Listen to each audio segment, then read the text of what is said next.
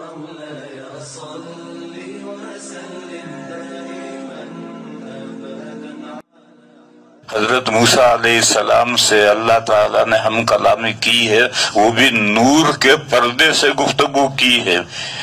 اسی لیے موسیٰ علیہ السلام نے فوراً یہ درخواست کی ہے، رب ارنی انظر الیک، اے اللہ مجھے اپنا جلوہ دکھائیے.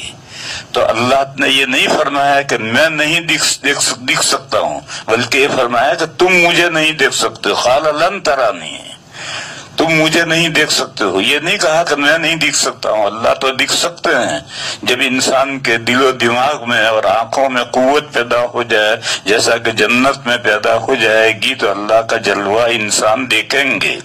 لیکن اس دنیا میں اللہ نے انسان کے دل و دماغ بھی کمزور بنائے ہیں اور آنکھیں بھی کمزور بنائی ہیں، لہذا اس دنیا میں اللہ کا جلوہ انسان دیکھنے کے قابل نہیں. تو موسیٰ علیہ السلام سے یہ کہا کہ لن ترانی، تم مجھے نہیں دیکھ سکتے. یہ نہیں کہا کہ میں نہیں دیکھ سکتا ہوں، یہ نہیں کہا، بلکہ یہ کہا کہ تم مجھے نہیں دیکھ سکتے ہو. پھر حضرت کو مشاہدہ کروایا کہ تم تو کمزور مخلوق ہو، انسان ہو. دیکھو تم جس پہاڑ پر ہو، اس پہاڑ کے سامنے دوسرا پہاڑ تمہیں نظر آ رہا ہے. یہ پہاڑ تم سے زیادہ طاقتور مخلوق ہے.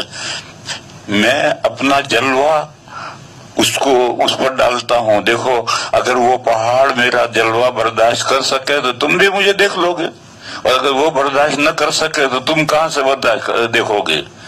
فلما تجلی ربہ للجبل، پھر جب اللہ نے اپنی تجلی فرمائی پہاڑ پر تو پہاڑ ریزہ ریزہ اور پاش پاش ہو گیا، اور موسیٰ علیہ السلام بے ہوش ہو کر گر پڑے، یعنی اللہ کا جلوہ نہیں دیکھ سکے.